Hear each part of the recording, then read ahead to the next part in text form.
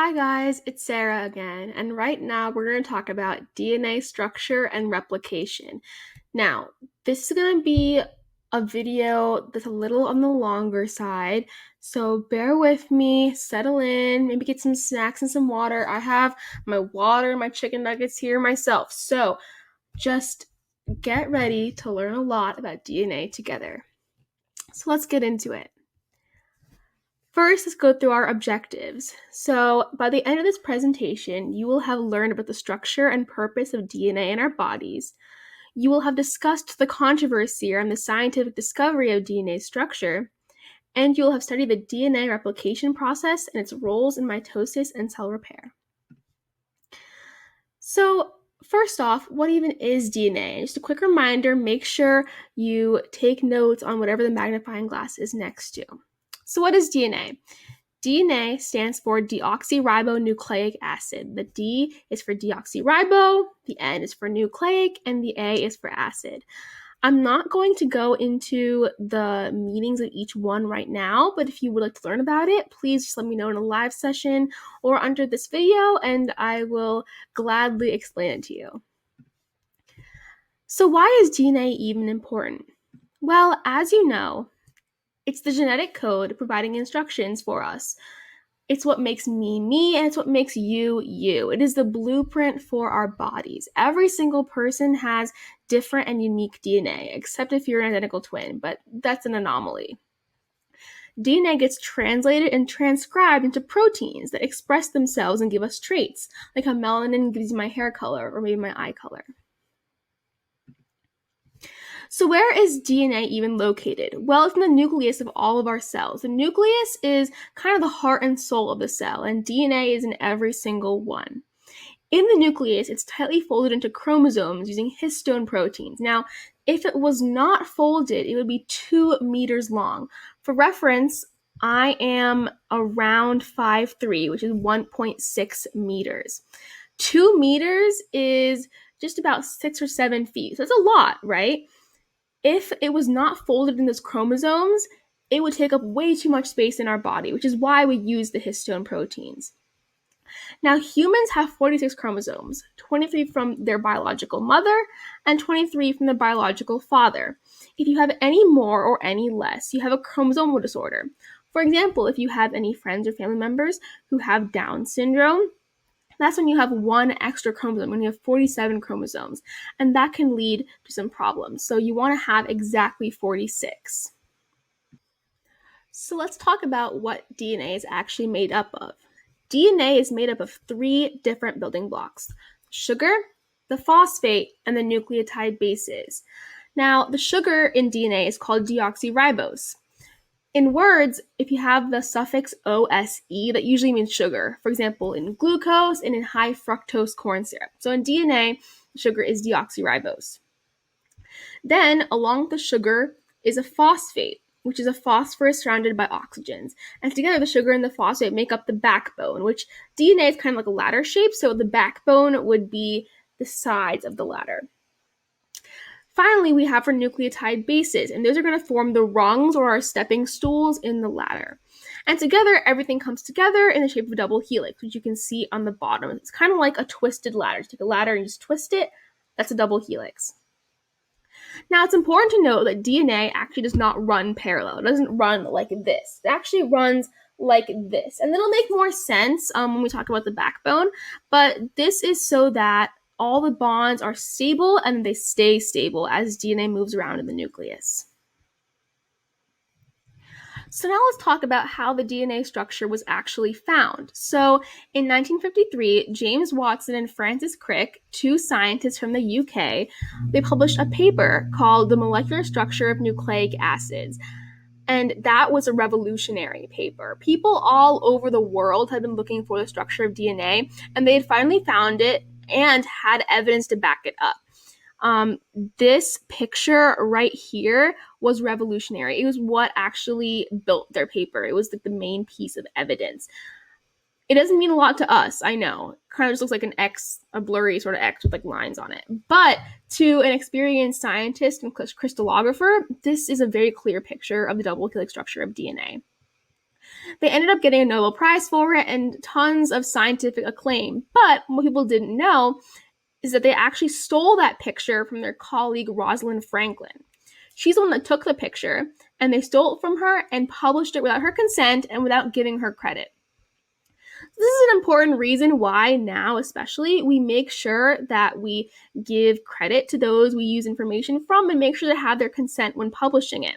Because otherwise we can have sort of that Rosalind Franklin thing. She never really got a claim for it when she was alive, and even though she's one of the very few women in STEM, we didn't hear about her until very recently when this was uncovered. So I like to go into this whenever I talk about DNA, just so that we can find out her story and we can see how she contributed to science. And there's a little meme on the side if you want to check that out. So let's go back into the actual structure of DNA. The DNA's backbone, which is what I talked about when I talked about the sides of the ladder, is made of alternating deoxyribose sugars and phosphates. So think of it as sort of like a sugar, phosphate, sugar, phosphate, sugar, phosphate scenario. As you can see in this diagram, the P's here are the phosphates, and these rings, the pink rings, are the sugars. They're connected by covalent bonds, which are an intermolecular force where two atoms share one or more electron pairs. And as you can see on this other side, it's going backwards, or these P's are upside down. And that's because of that anti-parallel structure that I talked about earlier. That's going to help the rungs of the ladder and everything else stay together and stay bonded. The most important thing to note with this is, again, that the backbone is alternating sugar, phosphate, all the way down and all the way up. So now let's talk about what I consider to be the most fun part of DNA, the nucleotides. These nucleotides, not only do they form the rungs of the ladder, but they actually make us who we are. They're the reason that there are so many different combinations of DNA and how they're all so unique. There are 4 different nucleotide bases: adenine, A, thymine, T, cytosine, C, and guanine, G. And these can be in any order that they want, which is why we have so many combinations. However, there is a rule they need to abide by. For the other side of the DNA, it needs to be a complementary base pair match. So what that means is that when you have an A, an adenine, there must be a T, a thymine next to it. A and T always goes together. When you have a cytosine, a C, a guanine, a G always has to go together. A and T goes together, C and G's go together. And as you can see in this picture, they kind of click together to form that rung.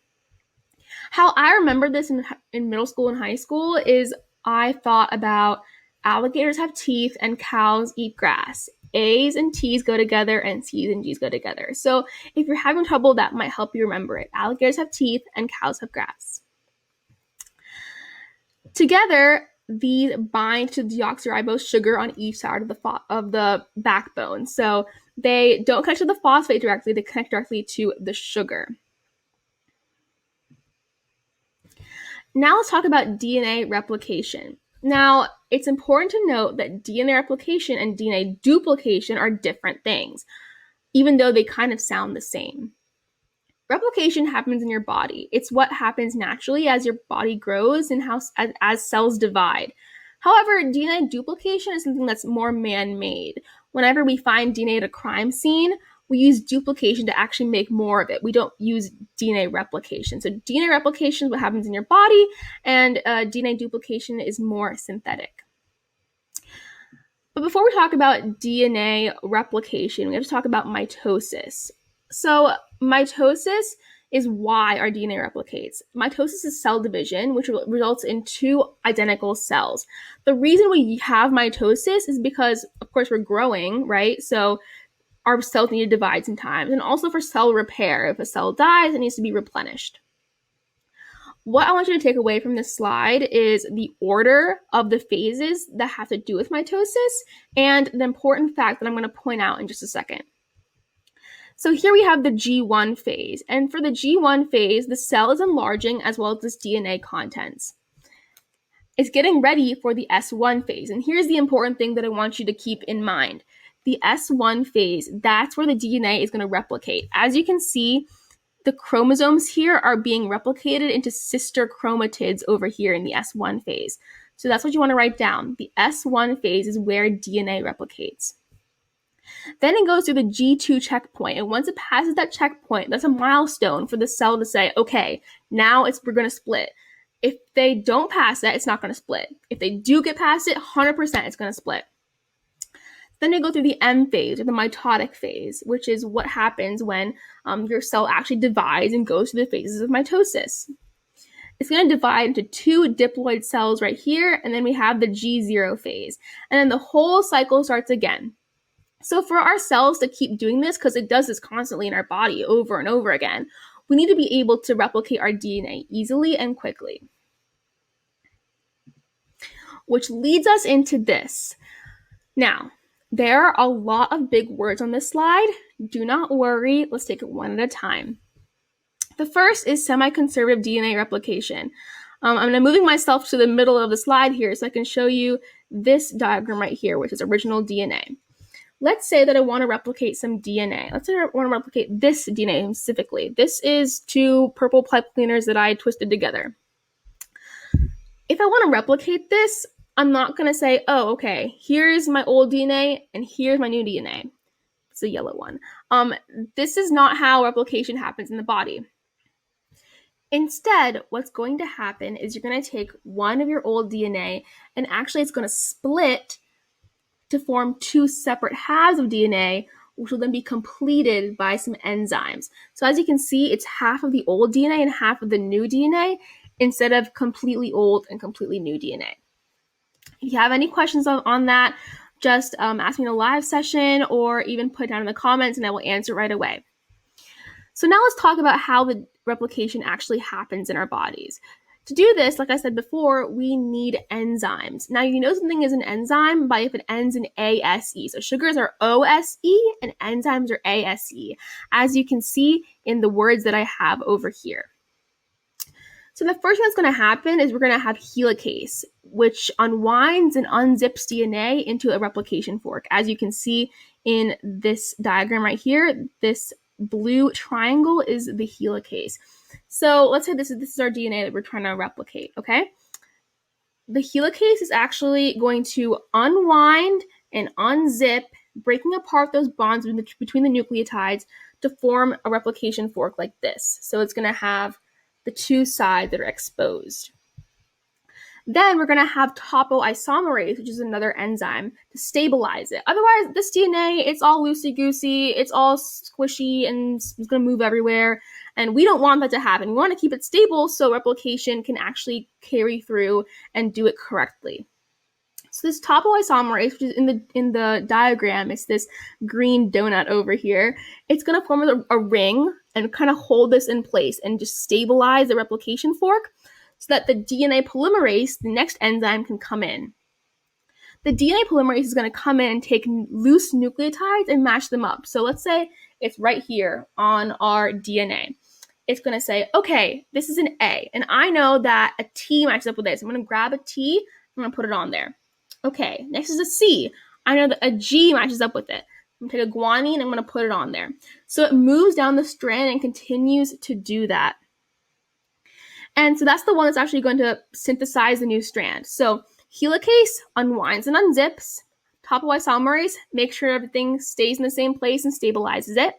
And the DNA polymerase is actually going to be the one that puts it all together and makes 2 new DNA strands.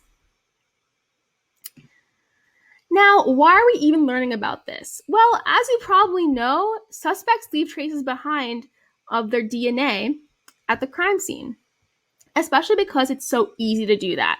It's found in our blood, our skin, our saliva. If the victim has tissue under their nails, it can be found there. And it's also found in our hair. So, for example, I brushed my hair this morning like I always do, and I tend to shed my hair. So what that means is that when I brush it, it just falls off without me really feeling or knowing anything. So when someone comes into my bathroom, let's say my bathroom's a crime scene, my DNA is going to be all over it. Even if I clean up most of the strands of hair that I can see, there's probably going to be one that I miss. That would be considered DNA at a crime scene. So forensic scientist is the one that comes in and analyzes those samples to determine who was actually at the crime scene. And that's what we're going to do eventually. So that brings us to the end of this PowerPoint. I have a couple jobs that you might want to check out if you've liked learning about this. So the first one is a pretty common one when you're thinking about this. It's that of a lab researcher. Maybe you know someone who works at the National Cancer Institute or the National Institute of Health in Frederick or in Bethesda, or maybe you know someone who works at USAMRIID at Fort Detrick. And these are scientists that work in a lab to discover new treatments and medical pathways. Or you can become a doctor. Doctors take care of individuals who are sick or need treatment, and you may have gone to one if you ever needed a vaccine or a physical. But there's some more unorthodox jobs that are coming up now as our gene research is beginning to advance. One is a genetic counselor. Genetic counselors inform parents on what genes are available for their children and the risk associated with them. So, for example, I have a friend who has cystic fibrosis, which is a type of genetic disease. When she wants to have a kid, her and her husband will go to a genetic counselor and they will discuss with the genetic counselor what are the chances of their kid getting CF and how to take care of their kid once they get it. This is a really good resource for people who have really debilitating genetic diseases in their bloodline. If you like talking to people face to face and advising them, as well as all these gene things, that might be something you want to look into. If you like history, you might like anthropology. Anthropologists examine DNA and genetic evidence to study the human race along with history. They often work alongside with archaeologists in excavating places and finding out how past humans lived. If you like traveling, this might also be a good option for you. And finally, we have forensic pathologists who are doing exactly what we're doing, studying DNA left at the crime scene and working together with investigators to find a culprit, say for a homicide. And that brings us to the very end. So before I let you go, I quickly have a follow-up question. What has more DNA, a brain cell or a skin cell?